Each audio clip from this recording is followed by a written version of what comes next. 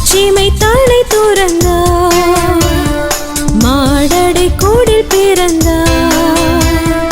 மாட்சிமை தலை துறந்தார், மாடடை கூடில் பிறந்தார்.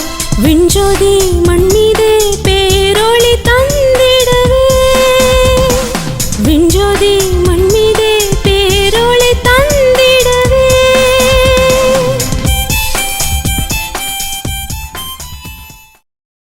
கர்த்தருக்குள் அன்பானவர்களே, அனுதினமும் கிறிஸ்துவுடன் தியான வேளைக்கு உங்களை அன்போடு அழைக்கிறோம்.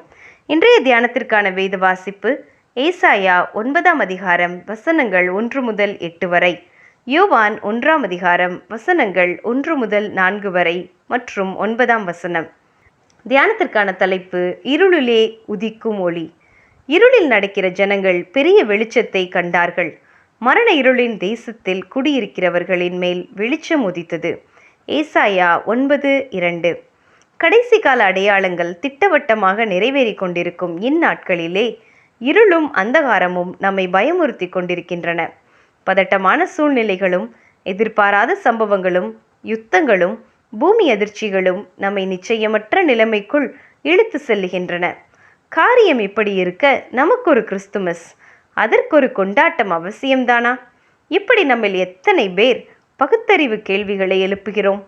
ஆம், கிறிஸ்துவின் பிறப்பை நினைவு கூற இதுதான் தகுந்த சமயம். ஏனெனில் இருளிலே நடக்கிறவர்களுக்கு தானே வெளிச்சம் அவசியம். மரண இருளின் தேசத்தில் குடியிருக்கிறவர்களின் மேல்தானே வெளிச்சம் பிரகாசித்தது. இவ்வார்த்தைகள் நமக்கு உற்சாகம் கொடுக்கிறதல்லவா? அன்று மரியாளும் யோசேப்பும் தமது சொந்த இடத்தை விட்டு, வீட்டை விட்டு அந்நிய இடத்தில் தங்க இடம் தேடி அலைந்தார்கள். சத்திரங்களும் வீடுகளும் அவர்களுக்கு தமது வாசல்களை அடைத்தன. மாட்டுக்கொட்டிலே தஞ்சமாயிற்று. பிரசவத்தின் போது மரியாள் எத்தனையாய் பாடுபட்டிருப்பாள்.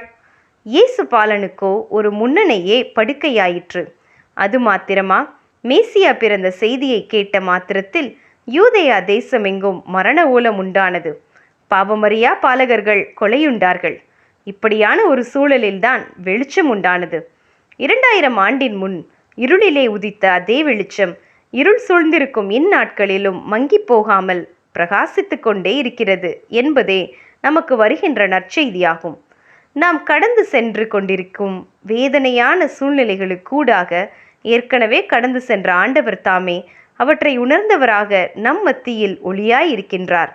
பாதுகாப்பற்ற சூழ்நிலையில் அவர் தாமே தமது மக்களுக்கு அடைக்கலமாய் இருக்கிறார்.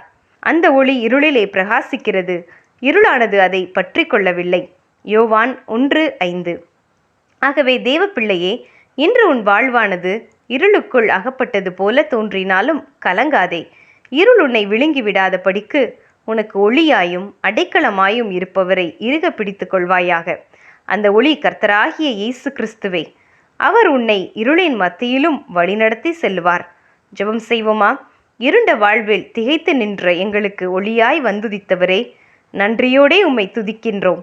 இருள் எங்களை மூடிக்கொள்ளாதபடி எங்கள் நித்திய வெளிச்சமாயிருந்து நித்தமும் எங்களை நடத்தும். ஆமேன்.